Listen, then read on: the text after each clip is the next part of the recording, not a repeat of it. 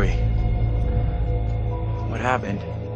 The bus crashed. We're okay though, just shaken up. I don't remember being in any crash.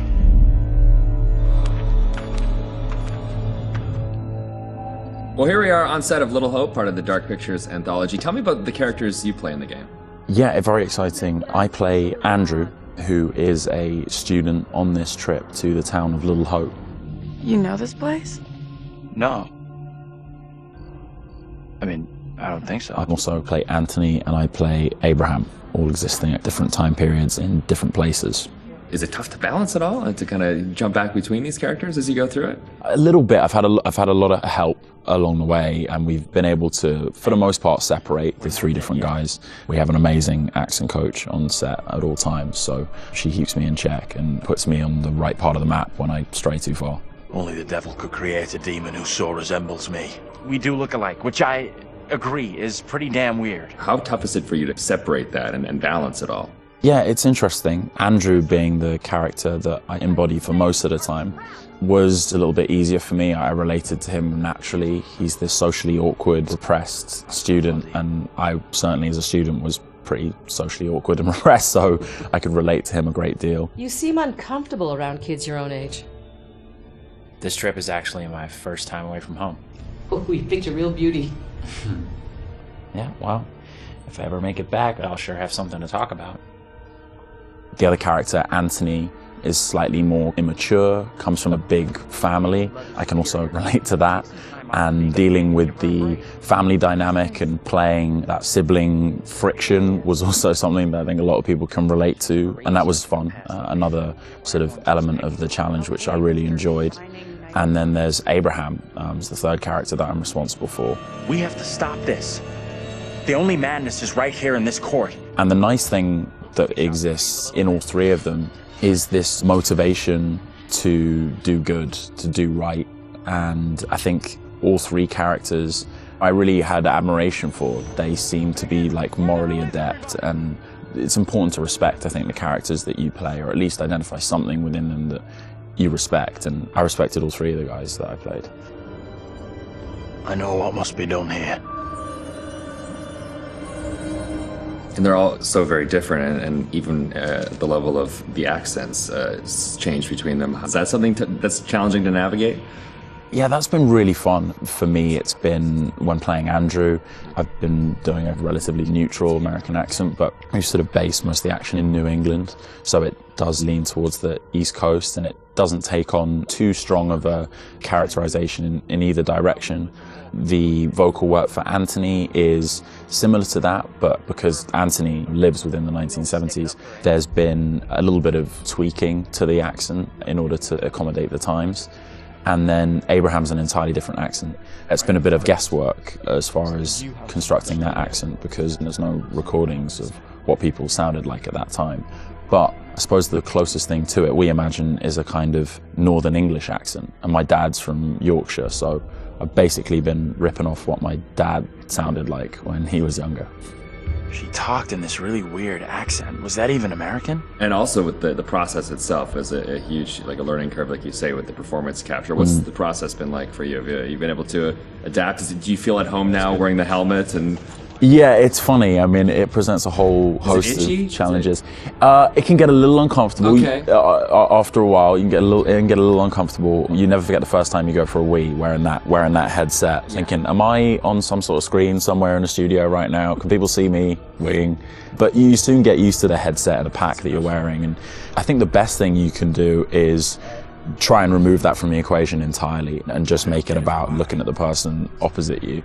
Some of the more physical stuff is challenging, because if you do want to move around and you do want to add a physical performance to whatever facial, emotional things that are being captured, you have to be careful that the sound isn't being compromised because of your movements. But you know, in lots of ways, it's been quite freeing too. We move at a great pace. There's little repetition over the same thing. There's lots of variation, but little repetition really. And we have an opportunity to move freely about the space pretty much. We're not confined to marks, and we don't have to relight every single moment. It's go, go, go. It's been 100 miles per hour, and I've loved the intensity of it. It's been great. But we're looking for our bus driver. What? Have you seen him? Yeah, that's funny. What's up with the fog outside? It's pretty weird. Sure is a thick one tonight. Actually, it's so thick it's stopping us from leaving. Yeah, I know that feeling. You're, trapped here too, then? Anchored. It's a whole different pace, I feel, than what you normally when you're setting up a scene and you shoot front to back, and then now it's kind of like you're just jumping in and you're just like stop, start, stop, start. It must be kind of refreshing in a way. 100%, yeah. You can start in the morning and by lunch you've died and come back to life 4 or 5 times, whereas on a film set you would have had to shoot for several weeks to get that material. So you do blast through a ton of content. Run! Get the hell out of there! Look out! Yeah, it's gonna be really cool to see yourself in a video game. It's gonna be an incredible experience too. And then now your friends and family members can like play you in a game. That must be a whole weird feeling. Yeah, that is really weird. It's strange enough seeing my face on screen in anything, but you're really mad and exciting, I guess, to think about being in a video game. I guess that's like a little kid's dream in lots of ways, so I feel very lucky. It's incredible. And your friends are gonna call you, but like, I killed you. Yeah, I killed you 3 times. They're like, good to speak to you too, bud. Yeah, thanks for the call. Would you confront your fears or would you run away? I want to say confront my fears. After this experience, I would confront my fears. Maybe previously I would have run away.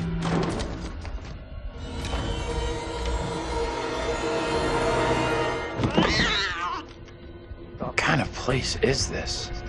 It's one of those things where what you think you'll do is different than what you probably actually. In the moment, yeah, 100%. Oh, I would confront my fears, and then you're gone. Gone. Yeah. And lastly, would you explore on your own or in a group? In a group, I'd have to. One of the best things about this experience has just been the camaraderie that's developed amongst the cast, and over a short period of time shooting at this intensity, it's bonded us together really quickly, and I've loved being part of the team. A group of us in one room on this crazy journey together, so it's all about exploring as a team. I'm just gonna say it. This is exactly what goes down in horror movies.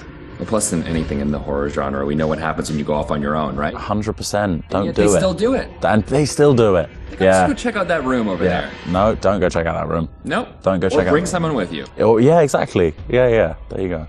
All right, Will. Tanner, thanks a lot. Appreciate that. Thank you. Cheers.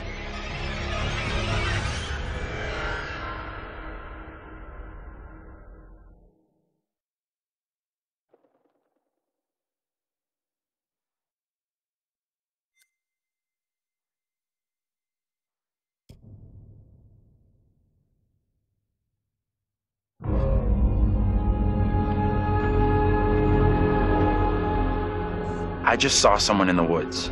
Okay, very good. We're freaked. Who's there? Whoever you are, this isn't funny at all. The demons are an integral part of the story of Little Hope. It's the crux of a lot of the things that happen, and that informs a large part of what we're doing. The starting point for each of the demons was the style of execution. They're based on a character that gets killed. That then informs how the character behaves, how it moves, how it sounds, and those are all brought together to give us that convincing, terrifying demon. In order to make convincing demons, you need to ground them in nature. So what we do is we use our understanding of anatomy and our deep understanding of biomechanics and the principles of the way things move and the way things actuate, and we apply this to the demon design. We obviously start with the production design. The production design is a drowned demon. What we need to do then is look for extra reference. We have to look at stuff like autopsies. We'd look at what happens to the skin when it gets exposed to water for a long time. We have to look at creatures from underwater. We look at various types of fish. Loads of images and real-world reference helps, although it's slightly gruesome. This particular demon we're looking at is the one that's been hung. We didn't want to show the whole of this character, and right from the beginning we said, let's focus on the areas which are the most terrifying. And so the overall silhouette of the character was to be like this twisted rope. Her limbs had coiled, and so we were exaggerating the metaphor of this hanging. 1,000 years of being trailed along the ground, it had worn away her feet, the bones being worn down, the nails being broken off. She'd been in pain for a long time. The most key of all of the elements was the face and how we framed that, and that was that broken, twisted neck, one eye remaining, a tear coming out because it's that last remains of her soul. The noose was digging into her neck, and her tongue was actually so bloated and grown, that actually became a feature for us in the game, that tongue actually becomes a grapple to get hold of some of the characters. To animate a demon, we would start with looking at how they walk or move forward. Some of them are dragging themselves, and then also how they would attack their victims, just flesh out the layout and the choreography of it. Mocap is a big help. Obviously, it's a lot faster than keyframing from scratch. So we decided to use it as a base for some of them, and then we would layer on top of that all the characteristics that bring them to life, even though they're dead. The Crush Demon in particular was difficult to work with because we weren't able to use motion capture footage, so that is going to be completely hand animated. So that meant we were really starting from scratch. All the other demons we did use actors' footage, so we have a lot of actors with spikes tied to them limping across the scene. Let's get the fuck out of here! On the Broke Demon, we asked the actor to use various props to try and achieve the sort of movement that we wanted. And I think he did a great job. It was really successful. We've had to, again, add on to that to help with the weight and the believability.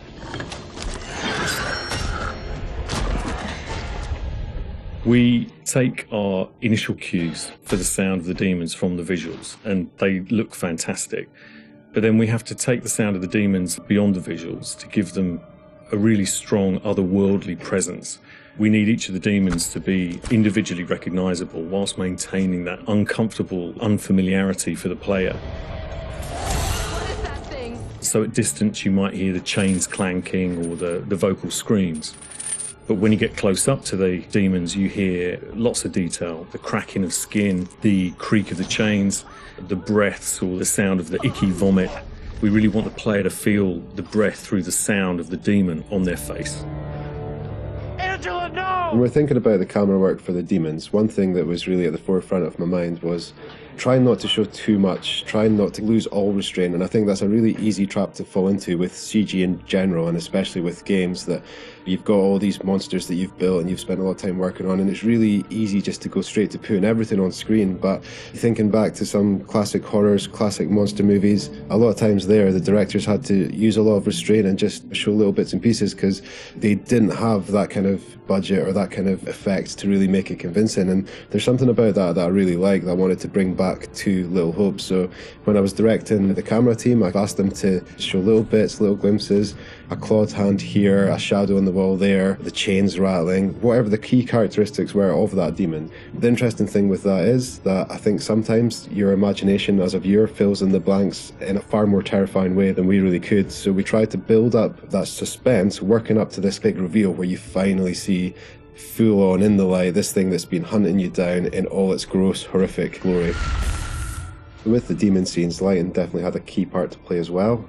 It had to work complementary to what we wanted to do with the cameras, but also there's some very specific things you can do with lighting that really lent itself to this task. So one of the big ones was the use of silhouettes. The demons have really interesting form and really interesting shapes. They're very unusual, you know, these humanoid creatures all distorted, and we wanted to use that without revealing too much. So quite often we tried to use backlighting, or the fog that's present all through Little Hope is a really useful tool for silhouettes, as you can have this nice separation with a brighter background and then have the creature dark in the foreground. It was a nice way to make them feel even more gross than they really were. The Little Hope narrative is extremely multi-layered, and the demons not only represent the tortured souls of the characters, but they also represent the psychological trauma that humans can obtain through witnessing traumatic events. So when the game opens in the prologue and the main character is witnessing these traumatic events, we underscore this with really strong male Gregorian choir, which we use later in the game when the demons are attacking to really strengthen and reference that psychological trauma with the tormented souls of the characters. Run! Now! The Broken Demon's the most terrifying because of the way it moves. It's really unsettling because you can't anticipate where it's going to go next. All the limbs are breaking and it's all moving in a really erratic way. So if you were to try and escape from it, you wouldn't know where to go because it might go there or it might go over here. So that's the most terrifying in terms of unpredictability, I suppose, and having a deep effect on your psyche. Interestingly, when you work at Supermassive, you get immune to horror. That's one thing I've definitely noticed. The powers of horror somehow get lost in me every time I'm watching a horror movie. I don't get so scared anymore just because I see this stuff every day. But doing those demon scenes, I must admit, even watching them back as they were work in progress, it was always like fairly distressing and fairly horrific. So hopefully some of that comes across in the experience for the player too.